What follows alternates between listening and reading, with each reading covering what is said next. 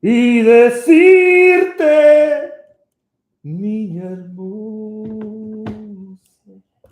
Come on, calm down. You need to chill out now. I'm ready for it.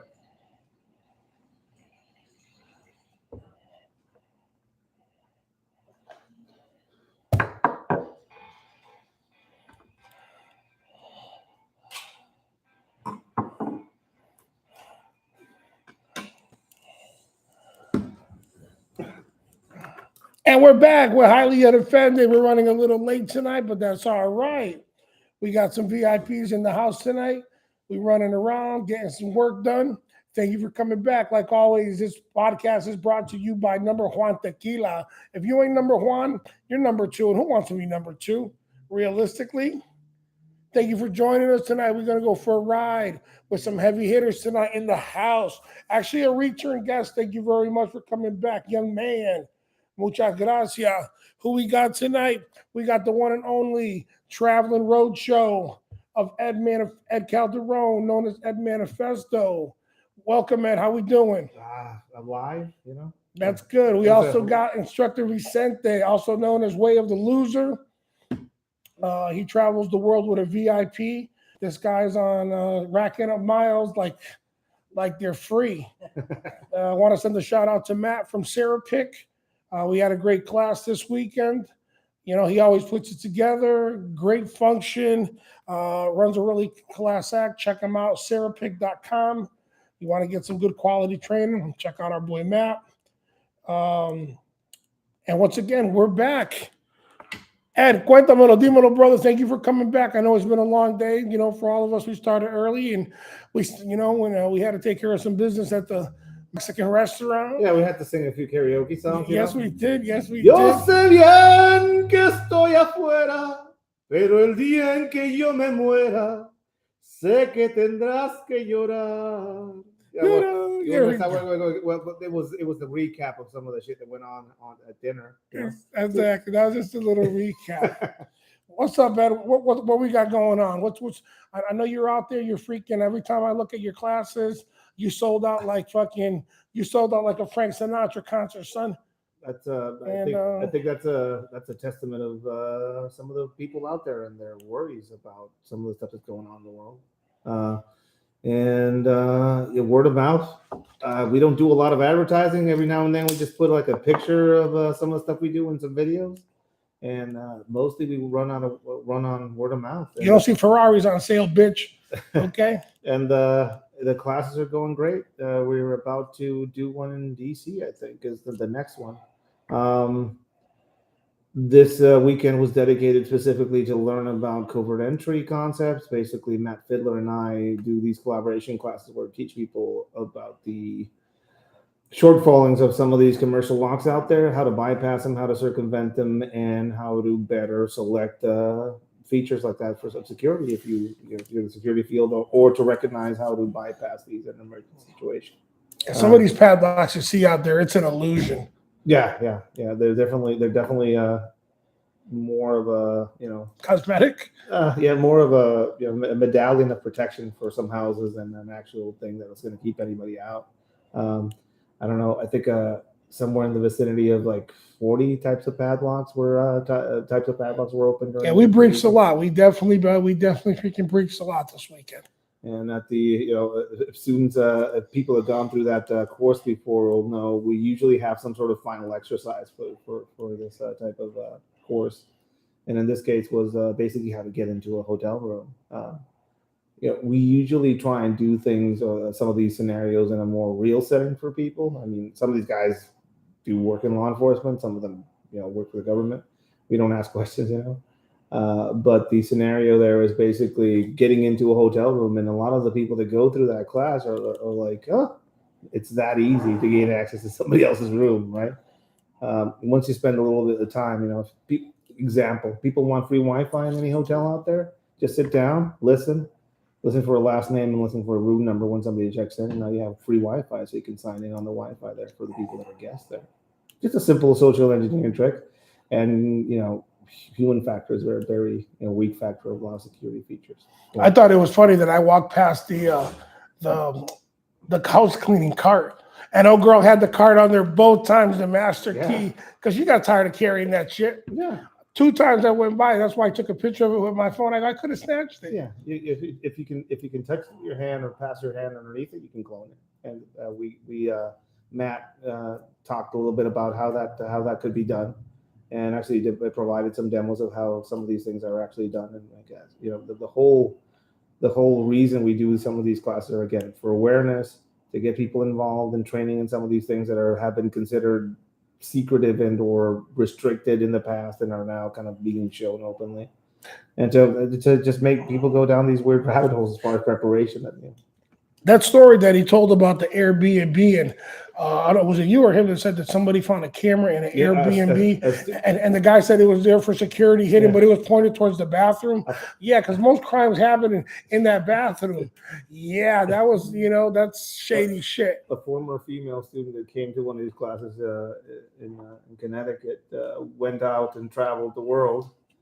And in one of the Airbnbs she stayed in, there was a cabinet that was kind of mysterious in the bathroom, So she utilized a trick to open 40 millimeter padlocks. Every now and then you'll encounter these cheap padlocks out there that say 40 millimeter on them. There's some easy ways of bypassing. I'm not here to, it's hard to do a class here about that, but there's a few ways you can bypass them with a hair clip if you wanted to.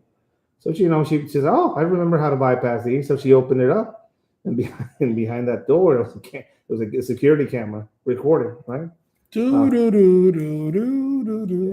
world is as friendly as you make it, I guess. But she, in that class, she said, "I learned to bypass, and that bypass probably saved me some headaches, or at least some nightmare situation that she could have encountered." It turned into a whole thing. But it's a small example of somebody learning some skills that they, breaking into a hotel room. I'm never going to do that. But they learned the skills to open up a padlock that was between having a good night, and being able to sleep at night, to just resolving a doubt that was there as far as security. She looked in there as a camera, and you ask her, like, "Hey, what you learned that weekend?" A lot, but that specific thing just, provided her with some help. That was crazy shit.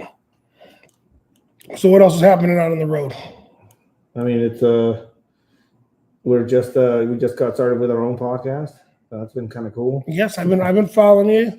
You know what I mean? I thought I definitely like your setup. When you were kicking it with your boy Conejo there. Yeah, Conejo and me have a long ass history. Conejo was taken into custody by the unit that I was formerly a part of when I was active. So it was a mind-melting trip to have him as my first guest. Somebody that I have a history with in that regard. Cool dude, amazing guy, great dad.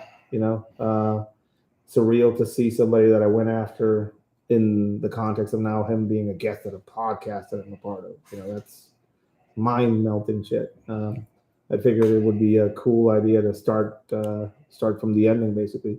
As soon as we arrested him, probably a year later, I threw in the towel as well. So like both of us went on these weird fucking life trips. He got absolved of all the charges on him. He had some murder charges on him. Yep. And I quit a job that I thought I was going to retire and or die in, and ended up somewhere in avocado orchard in California, waiting for my green card. That's real to think about. And then later on, we're both being introduced by a friend of ours, David Ayer, the director. He's a cool guy. That guy needs a Mexican citizenship bad. The other guy's more Mexican than I am, I guess. But we go hang out in TJ, eat tacos, and like it's a real experience. That just like he knows both of us, so he brought us together. So when I started that podcast, I couldn't think of a better first to have. That's cool. Our kids playing in the background. You can hear some of their screams when they're recording. It's pretty cool. It's a pretty cool experience. So doing that now, that's a new aspect of some of the shit we're doing out there. Nice. We'll get back to you. Vince, how we doing, brother? Oh, good, brother. Happy to be here. Yeah, man. Good to see you again.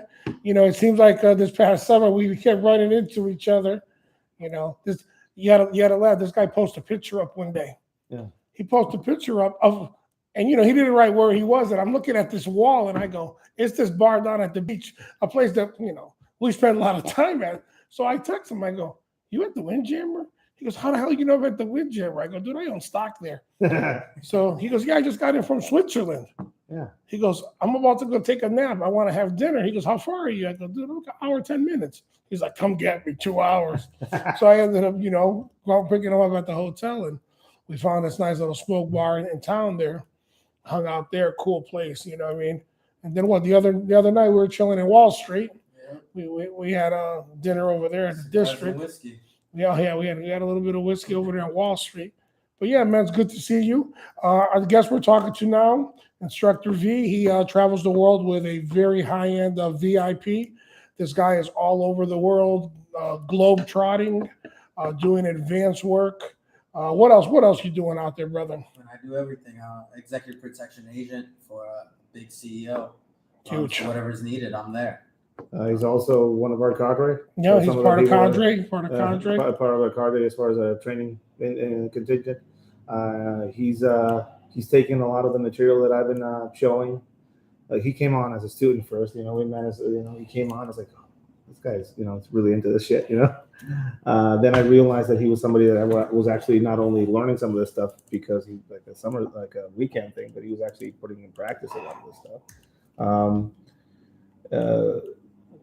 How long did you say, hey Ed, is it cool if I take some of the material somewhere? I mean, recently we realized that there was a lack of teachers who do what we do over in a current war zone over in Ukraine. Yeah. So I asked Ed if I could take Sneak Reaper Industries over the pond. Yeah. So Vince has been helping me out with some of these classes. He's also been helping me out to modify some of the course curriculum we've been doing, and he's been basically, he turned from a student to somebody that's helping me out to a fellow instructor now. So it's been like amazing seeing him grow in that regard. This motherfucker came to me and said, "Hey, Ed, is it cool if I teach you material out there?" It's like, yeah, fuck yeah. I was thinking like he's gonna do a class somewhere out in California or some shit like that, right? Where are you going? Over there. Where? Over there. Ukraine. And just so you guys know, Vincent is a full-bore paramedic, right? Yeah, just EMT. Or EMT, and he's out in the Ukraine on his own dime, helping the cause out there. Showing these dudes just some basic survival skills, and just helping these guys out. Watching, what she said, 17-year-old kids get AK-47s handed to them. Yeah. So I mean, what's some of the craziest shit you saw over there? Whatever you want to put out, whatever you don't. No, of course. It was weird because as soon as I landed in Ukraine, people heard about him. People knew that Sneak Reaper, which is Ed's brand.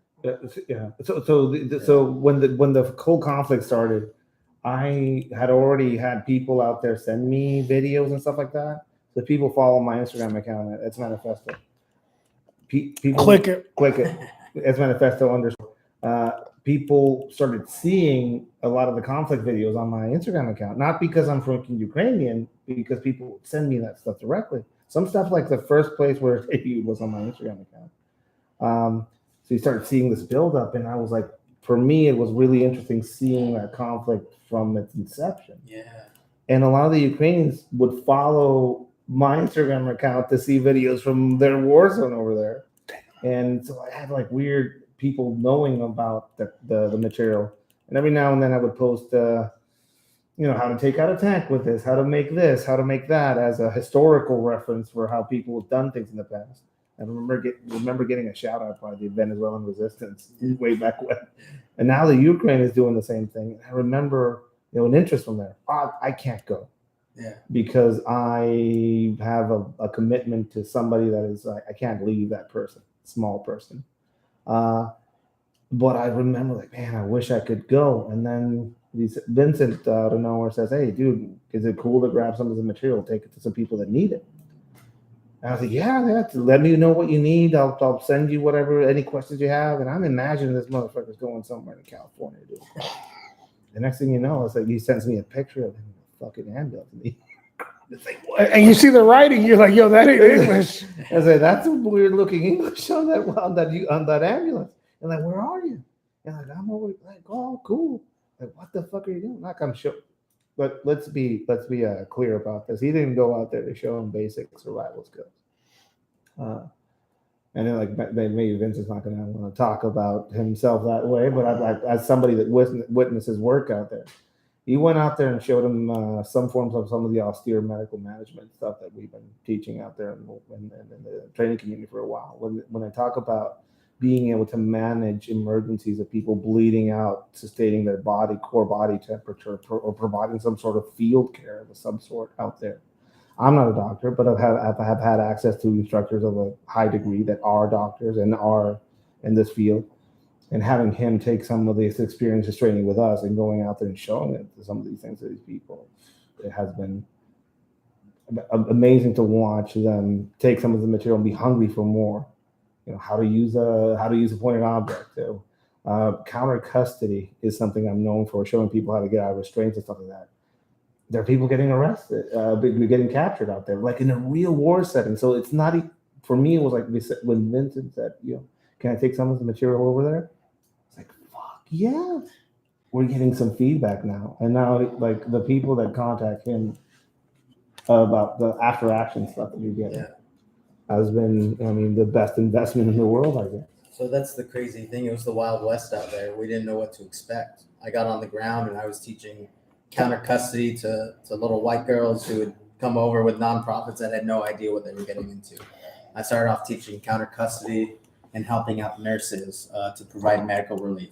And that started to build this reputation. The more and more that I was working with former Green Beret translators and other people, and I was like, oh, there's a place for me here. And I built up my reputation until I started getting calls that are like, hey, we want you over here. We want you over there.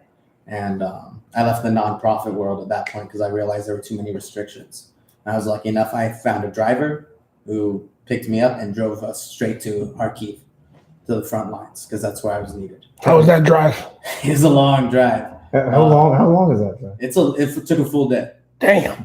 It's not like you have like a 7-Eleven on the side of the road, right? No. So what do you have with you while you're going on that fucking? So honestly, it's weird because a lot of gas stations have to be open.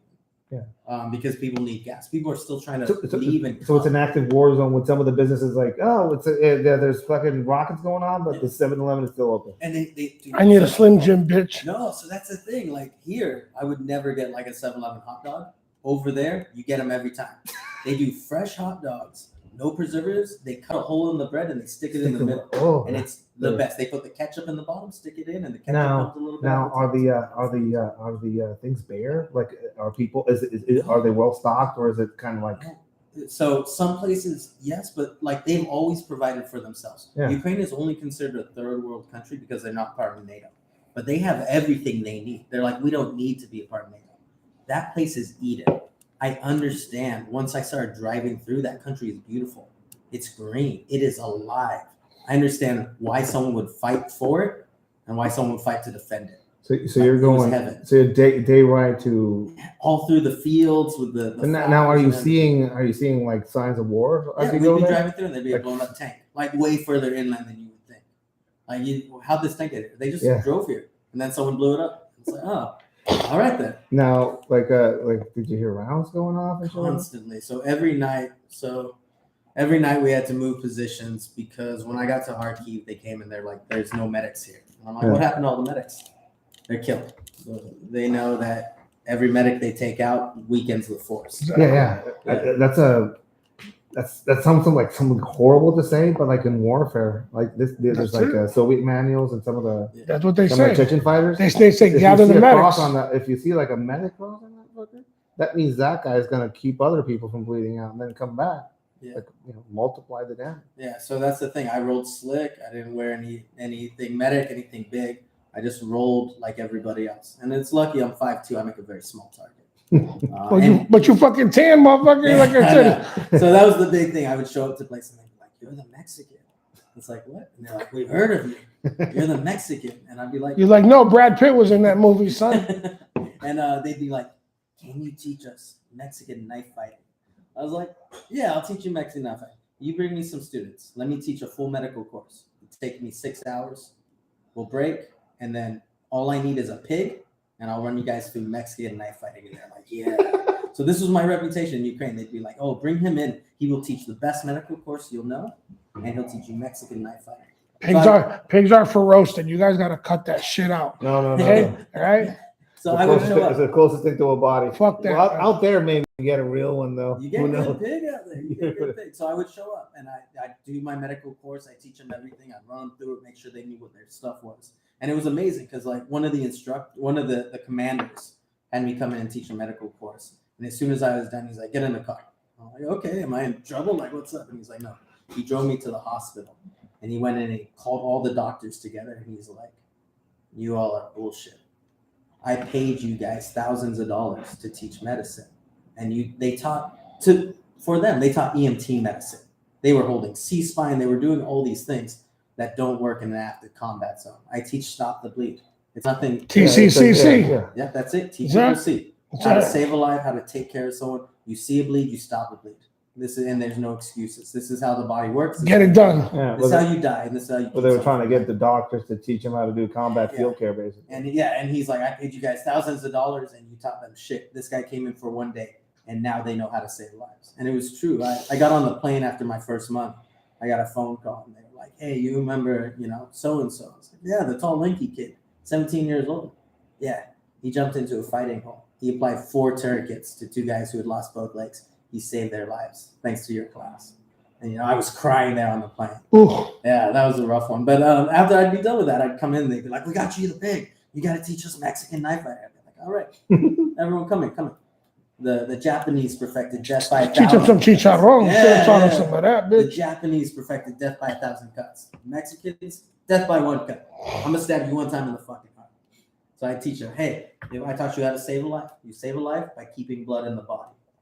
You take a life by taking blood out of the body. You got to convince them to bleed out. So first thing we do, you try to get to someone, heart to heart. This is it right here. If you can't get them heart to heart, you try to get them to see eye to eye. I taught these 2 moves all over Ukraine, and they loved it. And it goes a long way. At first, I had commanders asking, why do we need to know knife fighting? We're not going to be that close. And then I started getting calls. People started getting really close. Started getting calls when they started going through the cities. And they're like, "Hey, thank you for that." And a lot of it comes from the Libre system. Yeah, a lot of it like something from the Libre system that I learned, and just like seeing people that know their shit. Yeah, if you want to kill somebody, just stab them in the heart. And you got to do me a favor. I forgot what podcast you were on, and they were talking about how do you feel about gun control, and because I told somebody the other day and I couldn't find the clip, and I was stalking your whole Instagram when you told this guy it was a big podcast you were on, and you were telling him how in Mexico you'll have some narco dudes show up at your house if you got like a 15, 16-year-old daughter and say, "We'll be back tonight to pick up your daughter because she's coming to my boss's party." Yep. And it's like, and and I was telling this person, I go, "So how would you feel if somebody showed up at your house and go, 'Hey, your little 17-year-old daughter that's looking all right, we'll be back. She'll be at the party tonight.'" Yeah. And how do you feel about gun control now? So you got to find me that clip and send it to me in your travels. I'll try and figure it out. Yeah. For me, the main thing is this, and if everybody can get behind this, would be great. The ability to keep and sustain the means to defend yourself and that of your family should be an internationally protected human right. We're actually fighting for that human right now with the Ukrainians by sending them Stinger missiles and sending them javelins and shit, right? But at home, we're disarming people, right? The state can't provide security for some people within this country. Some shit's happening in this country. The U.S. is going through a mental health crisis, and it's also going through I don't know. We're in a state of bitch assness. We're in a state of social decay right now in this country. There's some shit going on. Nobody wants to be a cop anymore. The glorification of the things that are being glorified, all that shit, whatever it is. For me, having the ability and the means to not only have a gun but sustain the proficiency with that gun should be an internationally protected human right. Any place where I've seen shit go down, the first thing that happens is the people get disarmed. Mexico's a pretty good example. You don't have a gun, you're a slave, point blank. Yeah, you're a subject. Yeah, I mean, there's a reason why the king always has his back to the wall. Think about that. And also the stuff, the way we're basically trying to arm a nation to defend itself in real time, you can see some of the reasons why that would be a good thing to have. I mean, the first thing you saw on the first pictures you start seeing out of Ukraine, some of those guys carrying on a fishbowl, some of their pajamas and a helmet and an AK. Shoot, yeah, like slip-ons. The basically the government started handing out. We're going to defend our land, so they started handing out rifles. It was heroic in a way to see Ukrainian women with an AK-47 slung on their shoulder. But at the same time, it was disheartening to see them not knowing basic gun handling skills and flag everybody there, right? Yeah. Now, what country would you want to live in when people know how to do that and do it as a defensive thing, as a responsibility, or one where nobody knows how to do any of that stuff, but they know about gender pronouns, they know about everybody wins, nothing bad is out there in the world. And meanwhile, everybody's talking about building that wall or closing down the border, and because of the fentanyl crisis. But I don't think China and the United States share a border. Basically, what I'm saying is we're all fucking confused as fuck right now. Yeah, I'm very pro-gun. One day somebody's going to show up at your door, and nobody's going to show up to do anything about it. We've already lived through an epidemic and also a crisis in this country around Black Lives Matter that left a lot of parts of this country without police. Well, we're not going to have any cops in 20 years because, who the fuck's going to be a cop? Who's going to be a military guy? Who's going to storm a beach? I can't storm a beach. I have a fish allergy. Yes. These kids are fucking allergic to life now. A lot of people are laughing at the Russians running away from conscription. Meanwhile, we as a country, and I say we because I pay taxes here now, so I'm here. I'm a part of this boat. But we are having a struggle with trying to recruit people for the military. Main things are physical capability. None of that's missing. Drugs. They ain't gonna go to drugs. They're not gonna. How the fuck are these kids gonna go to the Marine Corps? They're at GameStop at Paris Island. There ain't no GameStop at fucking boot camp. These fucking kids, man. Come on, man. They're fucking. You can't eat a peanut butter sandwich next to them. How the fuck they gonna go to the military, bro? 10 years from now, you're not gonna need a gun. Carry up some peanuts in your pocket. Throw them at their general direction. Exactly. I don't know. I mean, it's nice peanuts. Yeah. They have to overseas. They're building a big bomb right now with flour and peanuts. They're just gonna fucking drop it. Oh my god, gluten. I was gonna say exactly, bro. Come on, man. They're gonna take all the EpiPens away and just fucking start throwing peanuts around. We're fucked, man. My pronouns are she. Shenanigans. Okay. My pronouns are señor. But yeah, I think we're in trouble with it, and unfortunately, I think it's just going to get ugly. We're living through how many once in a lifetime things? We're living through like Russia's back, Cold War, the feeling is back. China's shutting down their media and shutting down flights in and out of it. Possible nuclear war, pandemic, monkeypox. What else? What else do you think about? Yeah. There's a lot of shit going on, and possible global recession. Yeah, I mean, yeah, we're there. I mean, we're there. We're sheltered. Yeah, but it'll hit us too one day. That whole aspect of how we got here, and a lot of it, I think, you saw the shutdowns and everything that happened in COVID was all motivated mostly by fear. All the studies had come out as far as what the masks did and the vaccination and all that.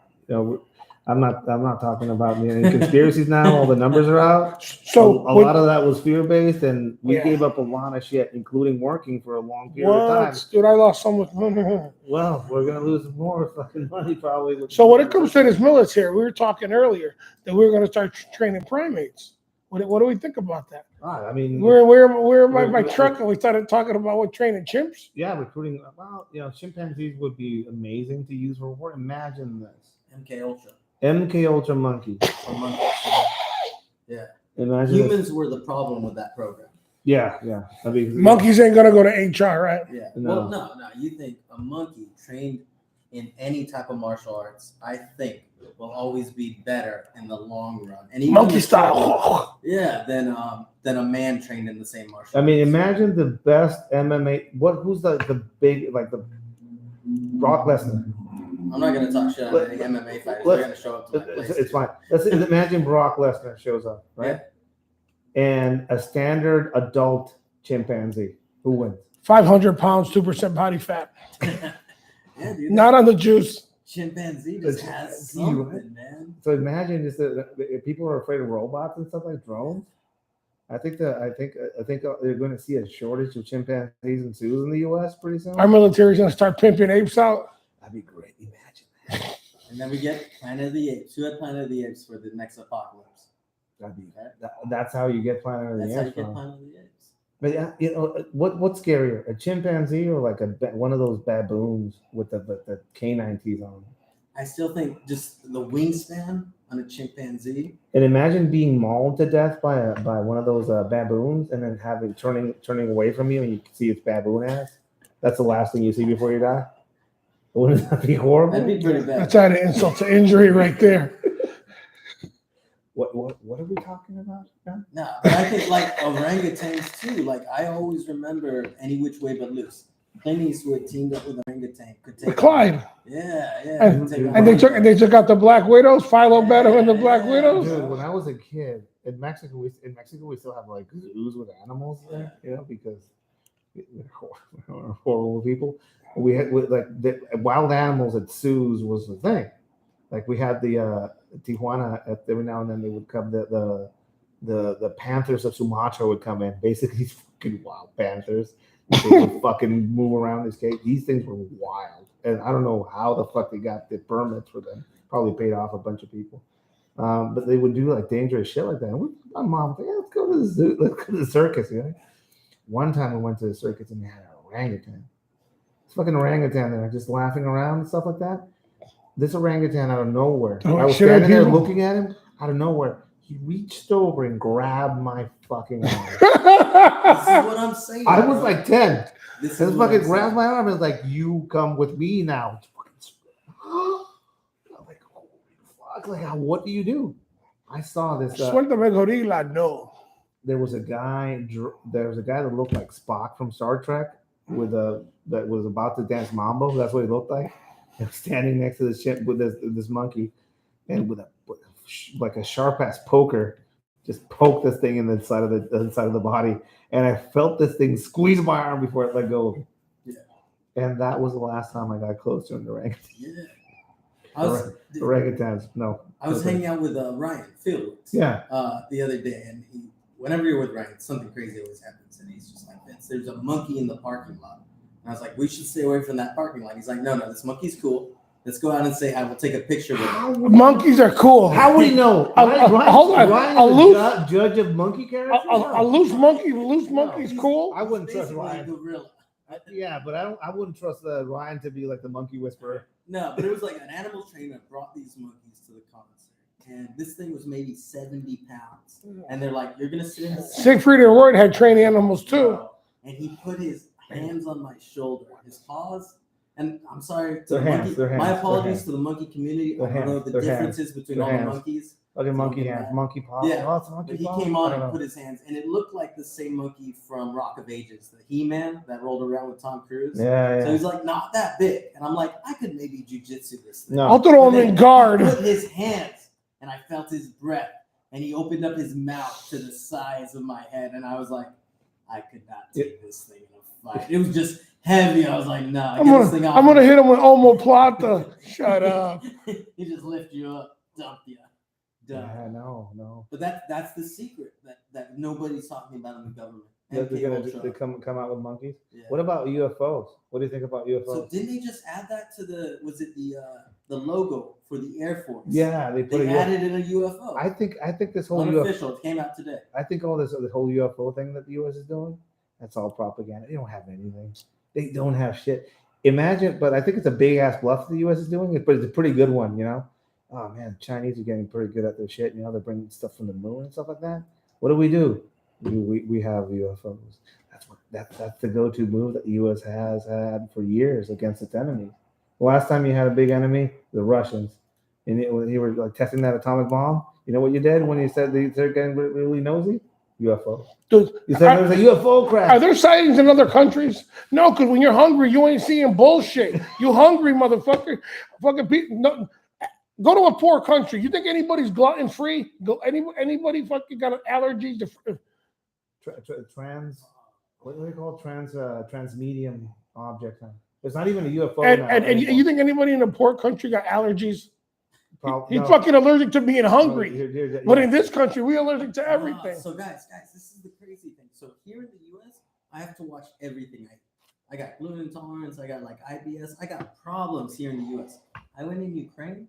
Everything is straight farm to table. And I'm not one of these like, oh, they're putting shit in our food. Bro, they're putting shit in our food. Gray frogs. I could eat everything all the in hormones. Ukraine, and I was fine all day long. Whatever they gave me, whether it was pig, bread, whatever, I was organic, fine. locally sourced. Organic, locally sourced. Nothing in it. I come back here. I go to even Trader Joe's and try to buy some food, dude. I'm done. It's crazy what they're putting into our food, but that's a whole nother thing. Fabulous. I'm telling you, we're gonna start trading monkeys for the military, dude. We're fucking them up. Do you think like a 45 would be enough? Like I guess a single, like a few rounds of it to stop of like a full monkey charge. This is the thing. So you talked about like, I've never shot a monkey. Could you kick a monkey? Like, the top Thai boxer on the planet, whoever that guy is. Yeah, bring him out. Bring him out and have a monkey, chimpanzee, raise his arms and just take a kick. I feel like he would just eat it, just like. What was the name of that show? The one, Fight Science? Yeah, that's it. We need to get a guy up against a monkey on Fight Science. I mean, that would be like the top human. If you can take on a chimpanzee, that would be like a measure of a superhero. If we actually had Captain America, I think it would be a dude that could fight a chimpanzee. That would be like hey, how strong is this guy? Well, he can fight a chimpanzee. Okay, está bien. That's good enough. Send him out to fight ISIS. Well, you know my Bobcat story, right? No, I don't know. I attacked a Bobcat one time. What do you mean you attacked a Bobcat? So I was in Texas, right? I was doing a scout sniper course out there, and we had gone to a house to play poker and drink. And I thought, like, oh, okay, this will be cool. We're hanging out. And then what happened? The mom came and yelled. And she's like, "There's a Bobcat. I think it's going after the chickens. You guys gotta go get it." So we go out. I see the guy who owns the house. Like, first thing he grabs is a shotgun by the door, loads a round in, and goes to go out. I can see through it that the was he white? Yeah. Okay, keep going. I can see that the round is sticking out, half chamber, double feed, triple feed, like it's fucked. Triple stack. Yeah, like I'm just like, oh, how long has that shotgun been there, dude? Mm-hmm. Like, so I see he's jammed. So I go running at him. They yell, "Vince, get him!"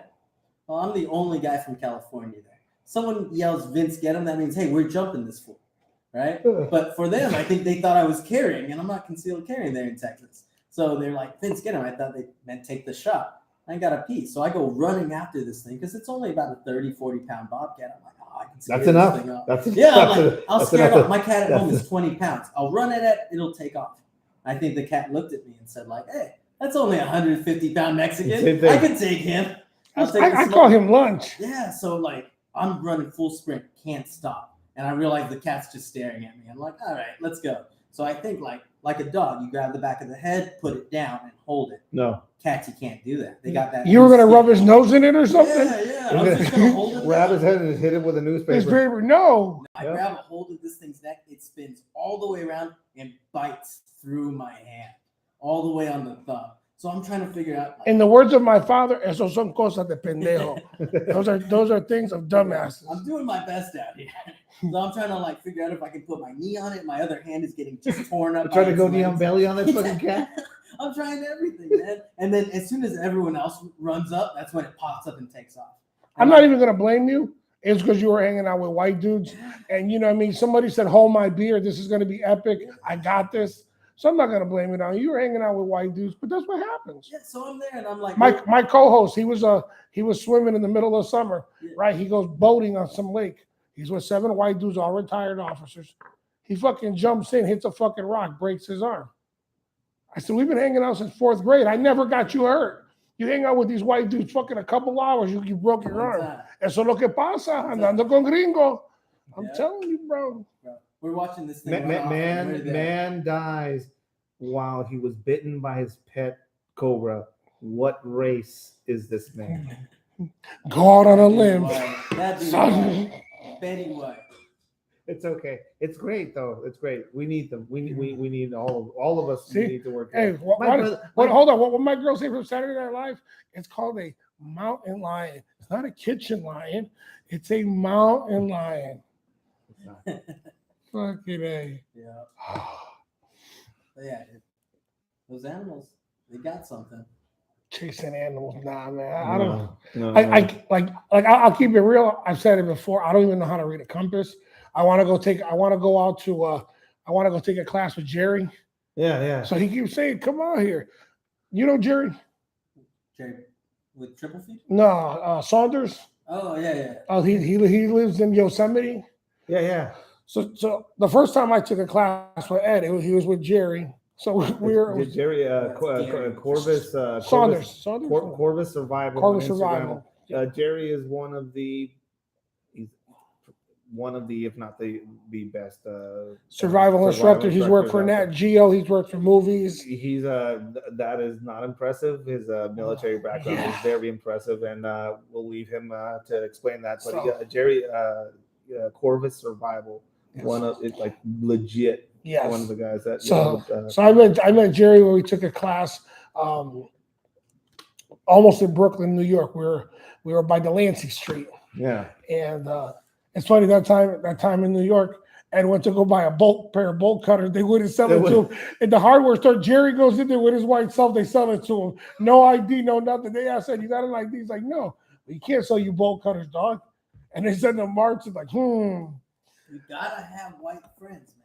Like I tell all my Mexicans, like you gotta have white friends. My brother, one of my brothers is whiter than Canelo. You know, he's like green-eyed and blonde. We have some white people down there, but the problem is that they're Mexican. So like they're it's like when the Lord of the Rings ends and the elves lose their powers. Once they cross that border, white people they just you just run amok. Their magic goes away. You know, they just mix into the rest of them.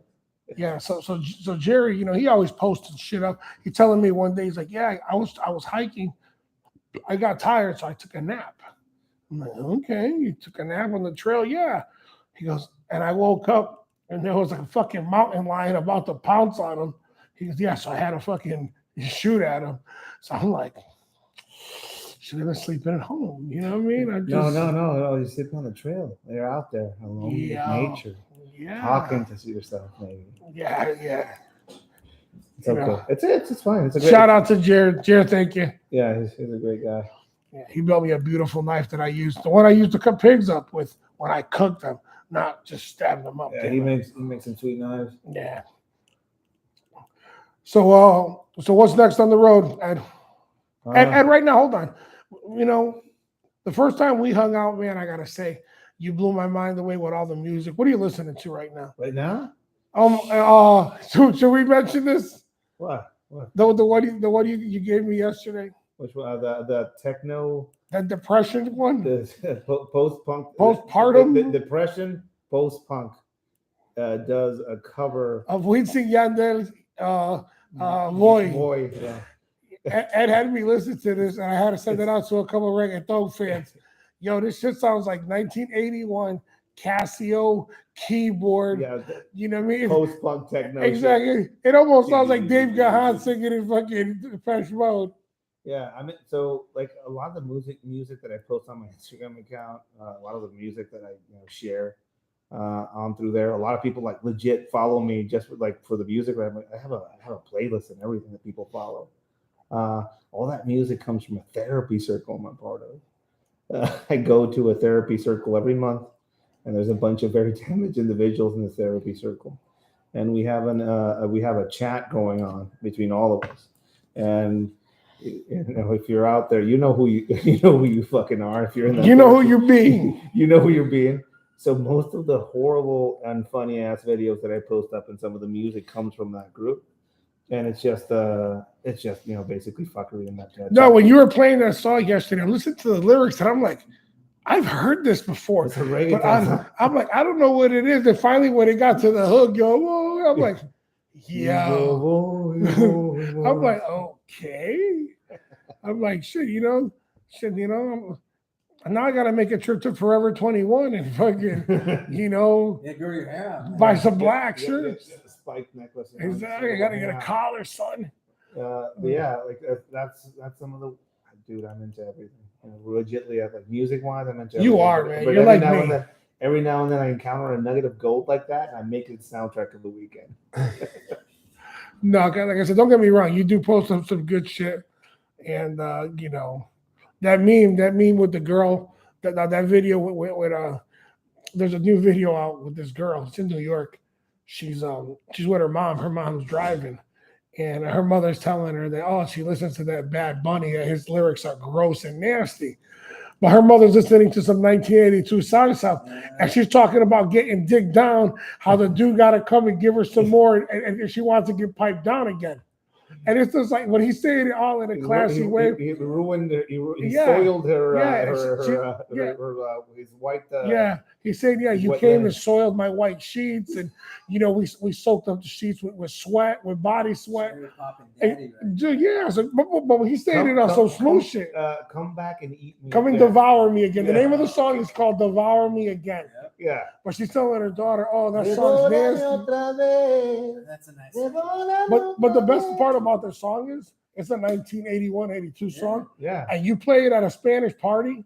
Yo, mommy and papi put their drinks down and went to the floor to dance to it because it's a smooth jam. Yeah, but it's an X-rated. Yeah, but you listen to the lyrics and you're like, they talking about straight boning. Yeah. It's good for you. Good for the soul. It's healthy. So, man, we're coming to the, it's a very cold night. Hoodie season hit us upon this weekend. What's on the agenda for the next year? More travel. I'm still going to be on the road. I have a full calendar from now until half of next year. So I'm going to be out there on the road. If anybody wants to kind of like figure out where they want to join us at. Miami, start booking Ed. I want to go see Ed in Miami. Every time they cancel out, damn it. I'll figure it out. But basically, if anybody wants to check out some of the classes, to log on to www.edsmanifesto.com. There's a calendar there. And the podcast. I'm going to plug my own fucking podcast on your one. Shamelessly, biatch. The Manifesto Radio podcast is something that I've been pushed to do for years now. People wanted a podcast from me. What I'm going to try and do with that podcast is it's going to be a 2-part or 2 different formats for that podcast. One of them is going to be filmed in Tijuana. That's when that dark room with all those lights going all over the place, where we're actually projecting pictures of some of these people's lives that I'm talking to. So as we're talking, they're actually seeing basically segments of their past. Can we do a big scene like standing somewhere in the center, like an old rap video? Yeah. And they invite all their friends and shit. We stand around and look hard and shit. I mean, we can do that. See if you set this practicing already. Yeah. I mean, so we're basically having some of these long form conversations in that studio. And also shout out to Suavecito. Woohoo! Sobriety is the official sponsor of the podcast now. They set us up with a cool spot for our recording down there. So shout out to them. Very cool company, man. Like legit, fucking some of the best people out there. And we're doing that, and also we're going out to people. We're doing some of the we call them field notes. Basically, me going out to people and having conversations. Now, all of these people are people that I've met along the road for the past 6-7 years that I've been doing training out there. From having a conversation with Conejo to having a conversation with one of the dudes that used to run the Hunter program from the Marine Corps and does a lot of the threat recognition training. They did a lot of the threat recognition for them, and now we're having a conversation about our own experiences with some of that and training people in that regard. Angel Cortez, who used to be a gang member and then turned into a ranger. Stories like that from people that are cool as hell, and I want to have conversations with them so you can get to know. I'm gonna have this guy down there soon. Yeah, I'll be there. Have a weird ass conversation. I got a guy coming on that he did 18 years for a rape he didn't commit. Yeah. I mean, one thing that I've learned from having these conversations with a lot of these people that I thought I've already knew in a way. Like I just had a conversation with a dude that me and him grew up at the same time in Tijuana, different life paths. But when we were kids, we both played in punk bands back in the day in Tijuana, right? We would have like, backyard fucking parties and shit like that. We'd play in the backyards. He played in my backyard when I was like fucking 16 or some shit like that. Didn't see him for years. Last time he saw me, I had spiky ass hair like that, singing a cover of a Rancid song somewhere in a gig somewhere in Tijuana. Then I stopped seeing him for like a solid few years. And then he sees me at the airport with the governor of Baja as I'm doing his protection detail, in charge of his protection detail. He's like, "What the fuck are you doing here?" And I was like, "Oh, this is what I'm doing now." Last time I saw you, you were singing Salvation. Yeah, kind of, yeah. You're like, "What the fuck are you doing here now?" I was like, "Oh, I run security for the governor." I was like, "Oh, okay," but like we still recognize each other. We're still those kids that were from the doing that shit. And then I stopped, and then again he blinks out of my existence. And now I'm sitting across him in that podcast studio talking about where he is now and where I am. Like the weird trip it is to be born in Tijuana and travel internationally. And when you say where you're from, everybody looks at you, right? Where are you from? Tijuana. And they're like, holy shit. And people need to get this right. People that are from Tijuana, they won't say they're from Mexico. They'll say they're from Tijuana mostly because it's a whole place onto it. It's kind of like guys from New York, like me. You say, "Hey, where are you from?" The Bronx. Yeah. I'm from New York. Where are you from? I'm from South. I go South Bronx. Oh, yeah. You got to rep it. Yeah, you have to rep that shit. You got to rep that shit, son. So 664 and the 664. I have to rep that Tijuana shit. So yeah, that's what we're doing. We're having conversations with a bunch of weird people for the next year as well. We're doing more digital content that is available through our Patreon. And I'm working with cool other instructors like Vince, and we're trying to provide learning experiences in weird, different ways for people out there related to some of the aspects of survival that we've been kind of focusing on for the past 5 years. So we're going to be out there. Good, Vince. What's up with you, man? What you got? Anything different coming up the years? We're shaking the tree, see what's falling. Dímelo. I'm like Ed, man. Like I can barely look 2 weeks ahead. I get the schedule. They always book things out and things are constantly changing. So 2 weeks out, I look at it. I'm like, where am I next week? Oh, I'm in New York. I'm in Switzerland. How bad is this social media affecting you guys? It's crazy because it gives a platform for people to just allow their demons to kind of take control. That's how I feel. Everybody's a tough guy on the keyboard. Yeah, and it's like you shouldn't say stuff like that. Just in general. Some of the stuff that people say, you're like, why would you say that? Because I know there's going to be no consequence. So I'll call you with this, that, and a third. Because what's the likelihood of you finding me? Well, that's the thing. I've been roasted online a few times. I remember last time when you had that cellar dweller living with mommy talking shit about you. It's fine. And, it's fine. until we found out where you lived. It's and okay. It's okay. Main thing for me is this. For me, social media has been both a curse and a blessing in a way. The blessing part of it has been me being able to share some of the stories and experiences of some of the shit that I went through in a very open manner, not just in the past, but also in the present. I went through alcohol sobriety through like in the open, just actually sharing some of that shit. Oh, it doesn't bother fucking alcohol. I don't care. I don't want any of that shit anymore. Now you're just California sober. Yeah, I just like the marijuana. Marijuana is muy buena. Interesting thing about marijuana for me, at least, it's been this. I learned about smoking it from a fellow. I don't do bongs, but yeah, sure, let's do a bong. I learned about marijuana through some of my friends that are veterans, and I was on several forms of medication related to some of the issues that I've had because of my experience. And now I'm on zero medications. I only take some supplements. I eat better, and every now and then when I feel really bad, I smoke. I'll tell you one thing, man. Like seeing you yesterday, I was like, wow. Yeah. I mean, you look revived. It's no homo. I'm not trying to say that. I mean, don't take it the wrong way. Alcohol is great if you can manage it. I was using it to medicate myself, and that was unsustainable for me. But I can see it's a good thing for some people. It's a joyous thing for other people. I grew up around it. For me, alcohol is about celebration. I know some people that have gone through sobriety, alcohol sobriety, that now demonize alcohol or something like that. I'm aware that the problem wasn't the bottle; it was me. I was the problem. I drank myself to sleep. That's probably not safe. And I was pretty excited about just getting an opportunity to drink myself into a fun stupor most times when I was out. Being able to use a platform like social media to share some of these things and having people kind of reach out on the DMs about, thank you for this, thank you for that. I thought I was the only one going through this, or starting other people on their sobriety path or trying to let go of the alcohol.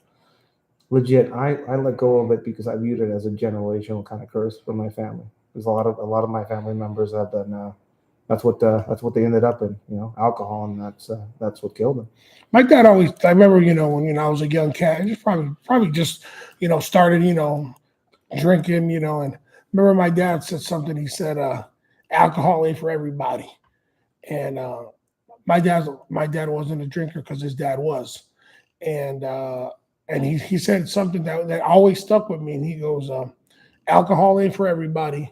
He goes, if you drink and the next day you don't remember what you did or you got apologies to make, he goes, that shit ain't for you. Yeah. He said, but if you can have a drink or two and be cool at a party, dance the night away, he goes, well, you and alcohol could be friends. Yeah. He goes, if not, leave that shit alone. And he goes, don't become undesirable. Yeah. And that shit stuck in my head. And that's why, I always, I got friends of mine, dude, you never get hammered, you never get out of control. I'm like, bitch, I got to keep it classy. Yeah. And it's just. No, I wasn't out of control. I'm very lucky. So for my 29th birthday, I did get blackout drunk. I got blackout drunk. I did it with my parents at my parents' house. That's a beautiful thing. With all my friends, my jiu-jitsu guys, everybody. About 7:00, I drunkenly got up on a chair because I started drinking at 2. Someone brought me a bottle of rum. That's not my drink, but we drank it anyway. I got drunkenly up on a chair, tried to create a roast for myself. And all my friends, I love them to death. And they tried to appease. And eventually I was falling asleep in my chair. My boys are sitting next to me, letting me on their shoulder, letting me be part. And then about 8:00, mom and dad both led me to the back room. The party went on for another hour. I woke up and I'm like, oh my God, who do I have to apologize to? I'm sure I said, and everyone was like, nah, bro, glad you enjoyed yourself. It was a good party. And that's when I knew, I was like, this is home. My friends get it. I don't have these demons that I'm taking out on people. I keep that circle small. If you're part of the circle, if you're coming to my parties, we're friends, we're homies, everyone's welcome. There's no animosity. You got to deal with that shit before. Yeah. If that shit comes out when it's sober, that's when it's a problem. Or when you're drunk, that's when it's a problem. Yeah. Deal with your problems when you're sober. And then that way you can just enjoy alcohol. Yeah. But that's my relationship with it. You know what I miss about drinking specifically? None. And a lot of people out there that, man sucks. What? I mean, activating grinder. We all have our ways of unlocking some shit on nothing. I miss sleeping drunk. That is what I miss. I don't like the people hey, do you miss the flavor? Do you miss the beer? I miss getting so blacked out drunk that I just fall asleep. That's what I miss about it. There's a tendency for people that use alcohol as a medication to figure out a justification for its use. What are you using it for? For stress, to chill out, to uninhibited. You're whatever. You're at a party, you want to loosen up. For me, it was I want to go to sleep. So that was a dangerous thing for me. I'd buy 3 cans of Foster's. Oil cans? Oil cans. Every now and then I would even post them online. I would take a picture of myself grabbing one of the oil cans out there. Australians would comment immediately, that's not real beer. We don't drink that shit. It's my Australian brothers, I'm not drinking Foster's to honor your culture. This is the cheapest beer there is here, and this is what I'm drinking myself. At the local bodega. At the Circle K.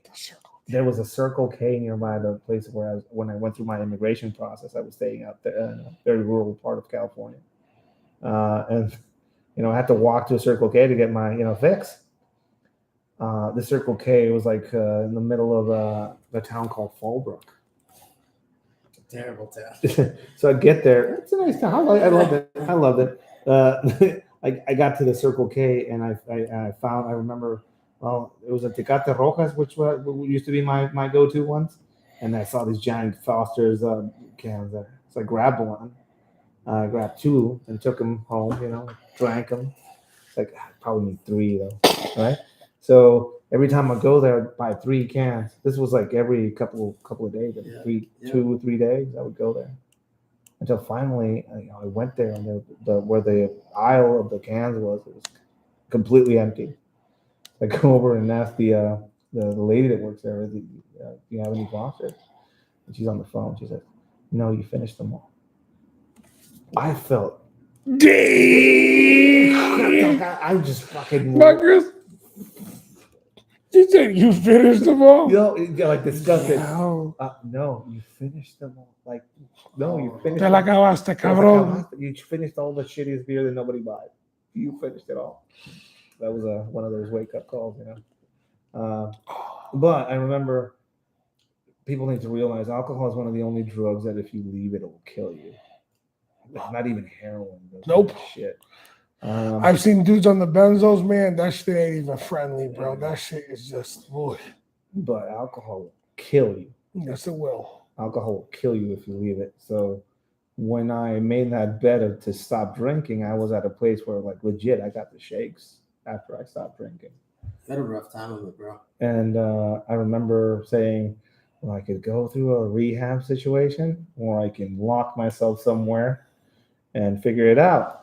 And of course, me being who I am, I went for door number 2. Yeah. Because Mexicans go to the doctor when, like, oh, my arm got cut off by a chainsaw. That's when we go to the doctor. And it's infected. That's why we're going. Yeah, we're going because I'm sweaty now. The fucking Vicks Vaporub didn't work, But I remember going through that process. Week 1 was, it felt like shit, But that second week, that's when you see the devil, That's when it really takes hold of you.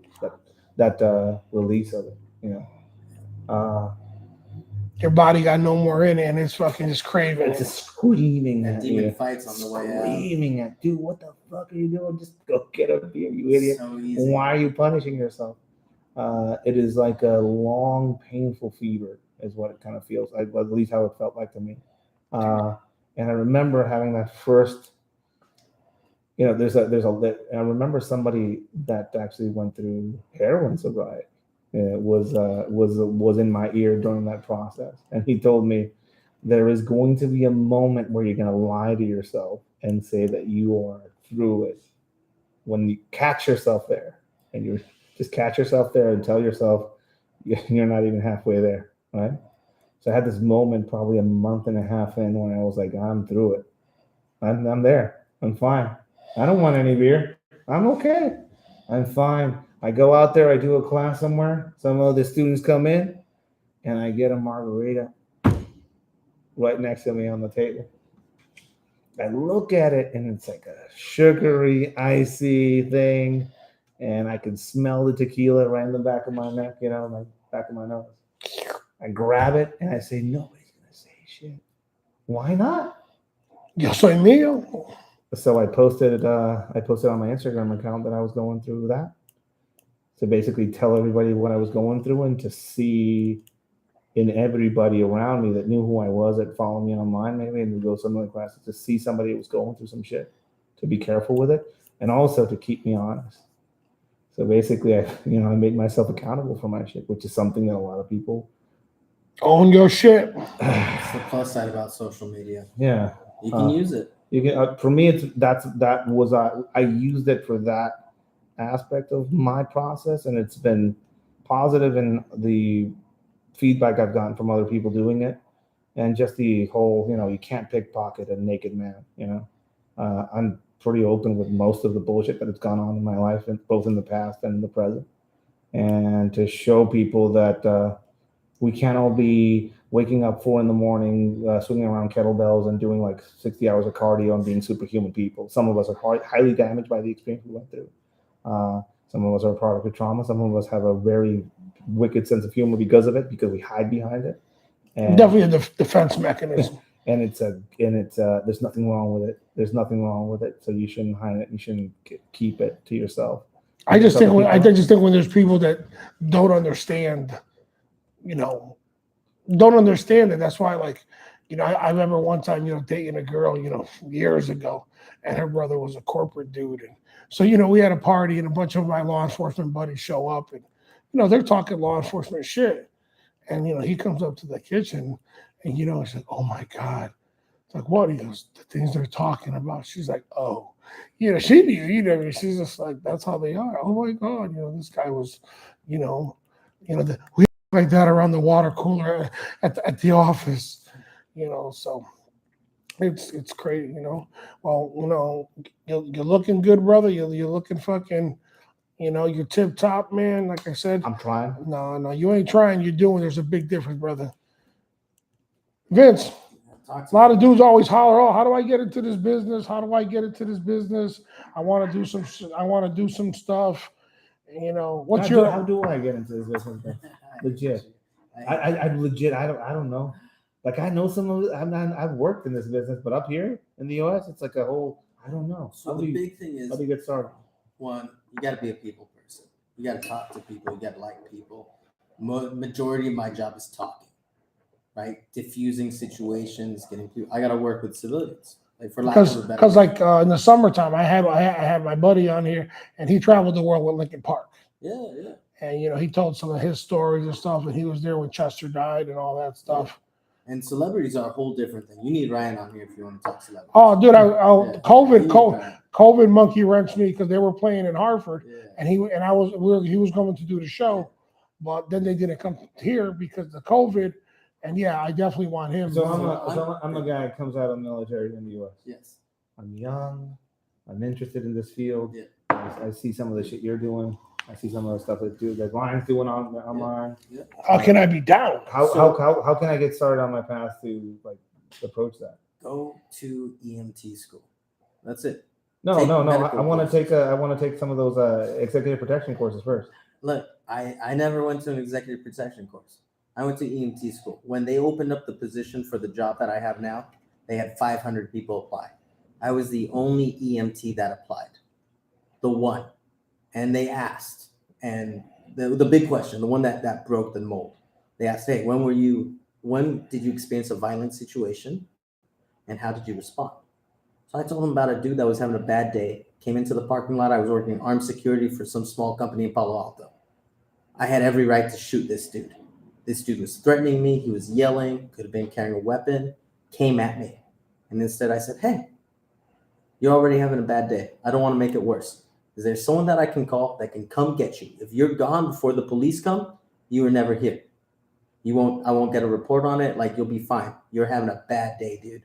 And he started crying. He's like, my wife left me. She took the kids. I have nothing left. I'm like, yeah, let's not make it worse. Who can I call that will come get you? So he was crying because the kids, not because she left. Yeah. But no. I called his brother, and his brother came up and took him, and police came, and I was like, I don't know. He left. Yeah. And I looked at the interviewer, and his jaw was just dropped open. And I was like, the end? And he's like, bro, you're the first dude in the last 500 that I talked to that didn't tell me about shooting a dude. Some killer story. And I was like, well, what are you paying me for? Yeah. Are you paying me to kill people? Because I got those stories. Yeah. Or are you paying me to diffuse situations, to be cool about it? Problem solver. Yeah, at the end of the day, who doesn't want an EMT on their team? Yeah. Like, 100%. Are you basically turning yourself into an asset, like indispensable? If you're a VIP, high level VIP, and you have people around you, do you want to have people around you who are menacing and big, or do you want to have people around you who are capable, fit, and assets as far as what they know how to do? Back to our MK program, you can teach a monkey how to shoot a gun. Can you teach a monkey to pack wounds, call an ambulance, provide medical care in the back of an SUV and save a client's life? You can. I mean, maybe, but we're not there yet. Yeah, or somebody that has the mental capacity of, oh, my client has a small dog. We're in this weird country. Let me figure out the veterinary services for small dogs like this one. Why would you do that? That's not your function. Yeah. We don't want the client to go out there. Yeah. There's problem solving. Yeah. I went through a weird thing where I worked operationally for years, and then all of a sudden they sent me to work for a governor. Yeah. And I had zero executive protection training. Like I knew how to run and kick doors down and do all that stuff. That was my thing. All of a sudden, I went to work for the governor of Baja. Yeah. And I had to learn quickly that I wasn't there to react. I wasn't there to act. I was there to prevent and react, basically, right? You're there to nip shit in the bud. The thing that I did, the first thing that I did, is that I divided up the groups. The group that I was a part of, the group that was bodyguarding, and I sent them. I would send 2 by 2 each year to EMT school. Yep. Yes, it's the best thing you can do. And the first thing I realized when I put them through that EMT training, well, like I just would send them out there to do that training. It was provided for us by the Mexican Red Cross, which is basically the one that provides most of the emergency ambulance services in Mexico. Yeah. The first thing I noticed about them coming back from their experience on the bus, these were people that had operational experience in one of the most violent, if not the most violent city on the planet at that time. So they were very, proactive people. You would put them on a bus without a gun for a year, and they became some of the best social engineering, de-escalating, problem solving, navigating through city situations, not with a gun, not with the mindset to fight, but with a mindset to not get into shit, get around trouble, and solve things. That's that. Yeah, I think it's a very interesting recommendation. If you want to get into the line of this EMT, this executive protection field. And when you think about it, especially here, I mean, almost maybe not overseas, but at least here in the United States, how often do you hear about EP guys getting into shootings? You don't. All those skills and range days are fun, but how often do you just run up on a car accident or someone slips coming down the stairs? Yeah. I had an aunt go down the other day playing pool. Yeah. Like you never know when it's like, and you start doing the assessment, you start working. You need to take care of bleeds and breaks and even just being able to bandage up the kids. Yeah. Hey, come in, stop it. Yeah. Hey, you got a little blood, I'm gonna fix this up. I got Spider-Man band-aids. Yeah. Like these little things that when you're calm, when things go bad with a medical situation, that shows just more of who you are as a person. And that's who you gotta be. Yeah. I think a lot of people show up to some of those jobs and want to think that a few months of training is going to provide all you need to know about that work, and realize that you get there and that shit is just the basics. It's like an outline of your function. I know about formations. I know about the advanced driving skills. Maybe you can go and do that if you want. That's cool. Shooting. Obviously, if you're in any sort of executive protection thing. Do you have a heart? Do you have a brain? Yeah. Basically, you'll come to a job like that and you realize that most of the manual doesn't exist. Yeah, I like that. Most of the manual doesn't exist. Remember moving the governor of Baja in the state in an armored vehicle, right? And this is the same state where the first 40 millimeter grenade attack on a government agent had happened, right? So like we were ready for shit. Nobody taught me that you should have vehicles that look alike so you can switch them on the road. Yeah. This was something that naturally happened when we were like, we would arrive to an event and they would try and open up the door of the governor. It was one of our doors. Yeah. They would get confused and I was like, oh shit, we're getting messed up. And then I was like thinking about it like, good. This is good. This is a good thing. Good. And then, they were asking like, oh, Ed, what's going on? Oh, we meant to do that. This is part of the thing, right? Yeah.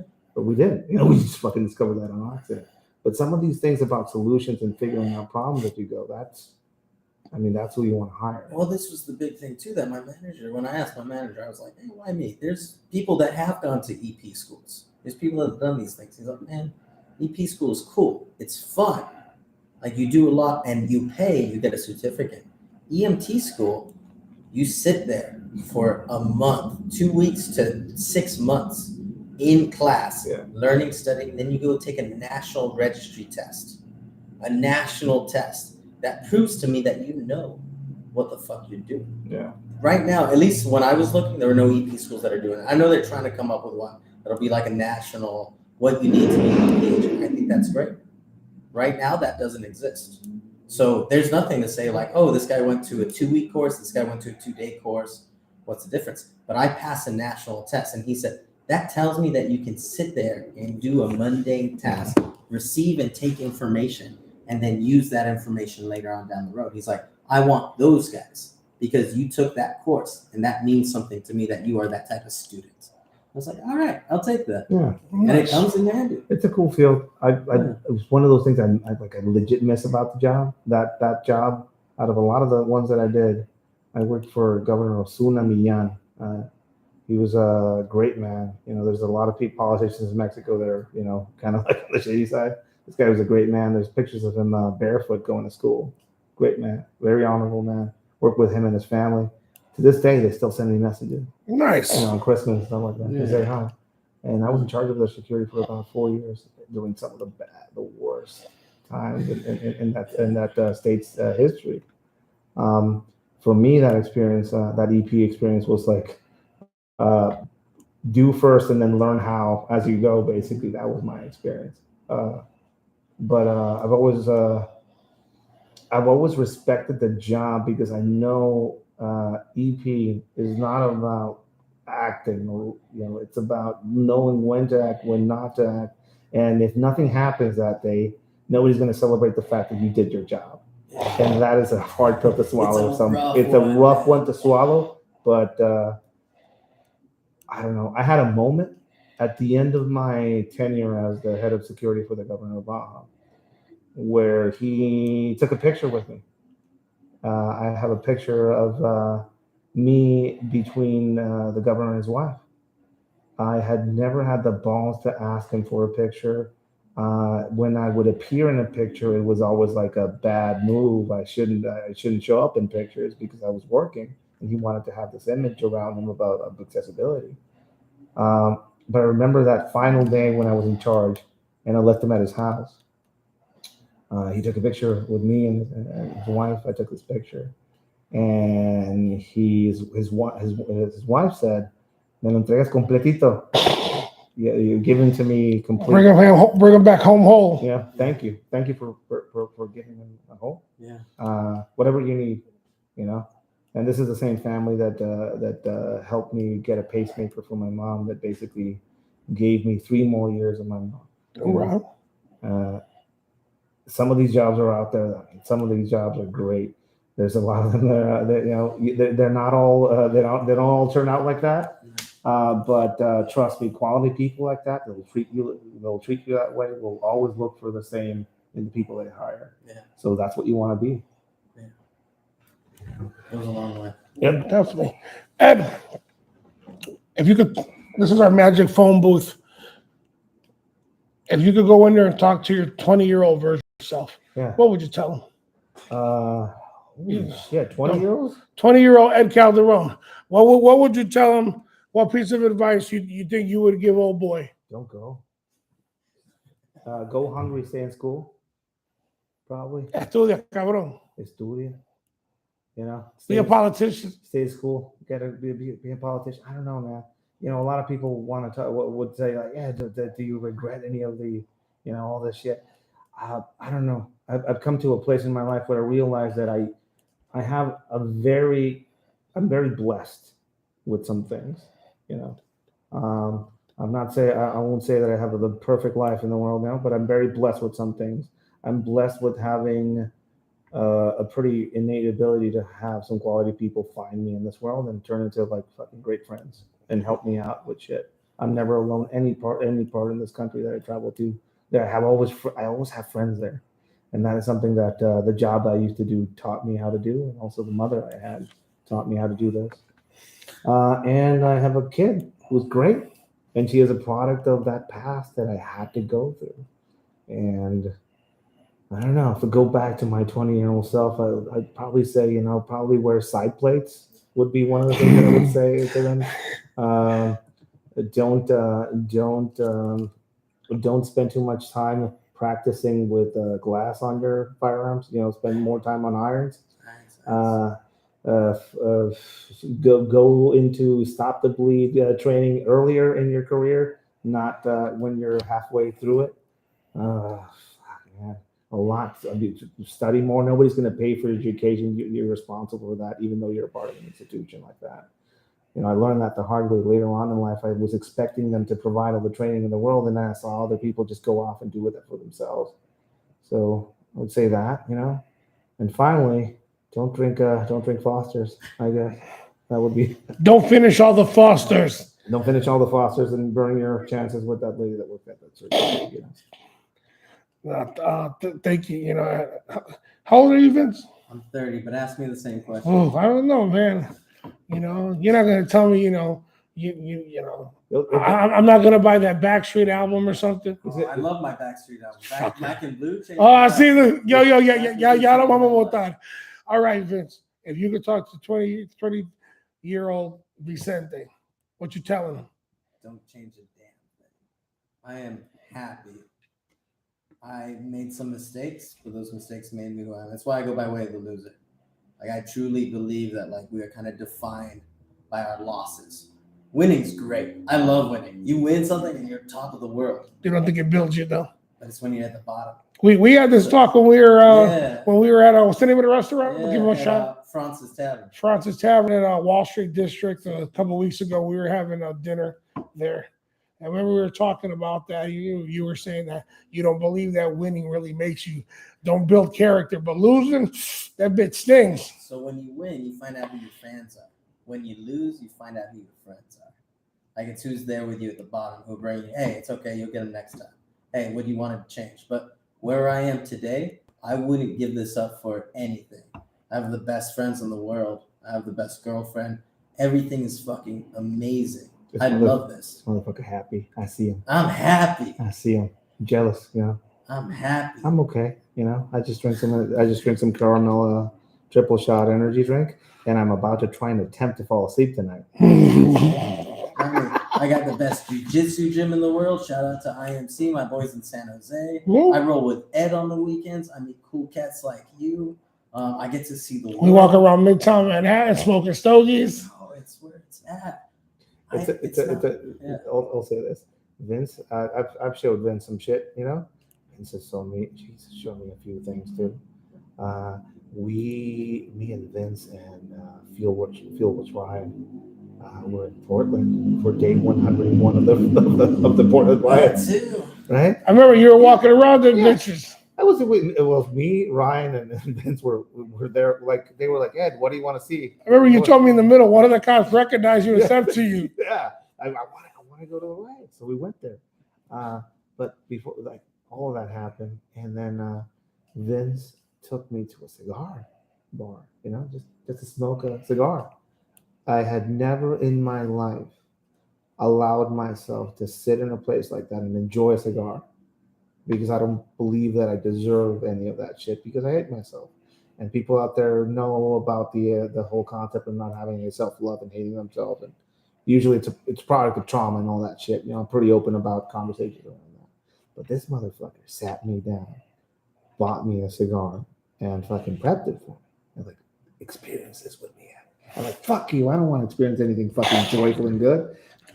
No. Force me into that shit. Rape me with this fucking cigar. It was so great, And for a moment, I catch myself you deserve this. Fuck, man, fucking no, stop that. Yeah, stop that Life shit. Life is only as complicated as you make it, bro. Oh, dude, some of us like to fucking overcomplicate shit. Yeah. Well, and I can tell you, it's a testimony to your teachings, and like I said, the first class that me and Incognito took with you the first time, we went out to that archery place over there by Delancey in New York, by one of my favorite bars, Casa Mezcal. Oh, that's fucking fireplace. Remember that place? That fireplace. So Ed tells me in the middle of the class, he goes, "Hey, what are you doing out here?" I said, "Well, we gotta go." I said, "One of my favorite bars around." He goes, "What is it?" I said, "Some Mezcaleria." He goes, "What?" So we go over there, and Ed's never had mezcal in tamarindo and tajin. No. And he goes, I had mezcal in a bottle and just drank it. No, you got to drink it with tamarindo and tajin. So I remember, we got all banged up there that night. Yeah. Oh, I remember me and Incog grabbing a cab going back uptown.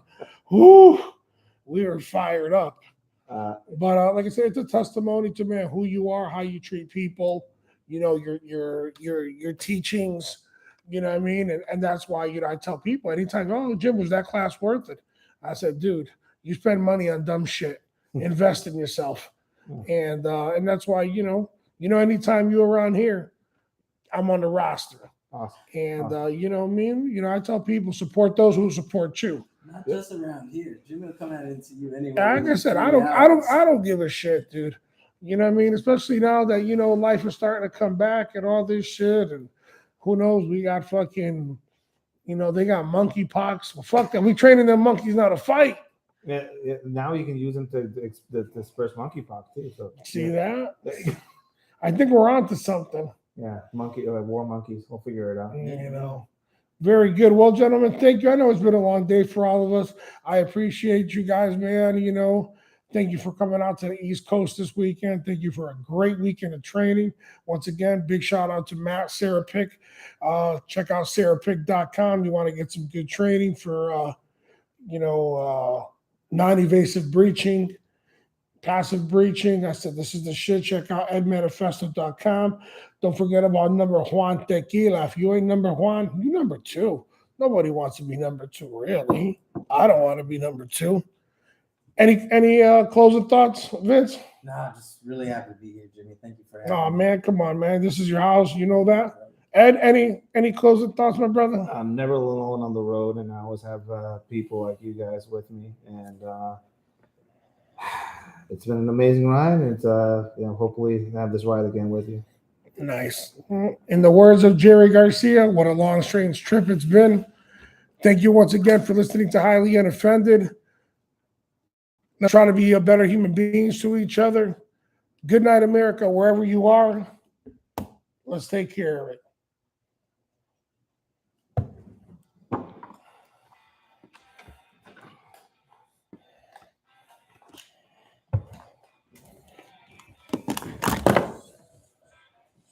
Oh, that was great.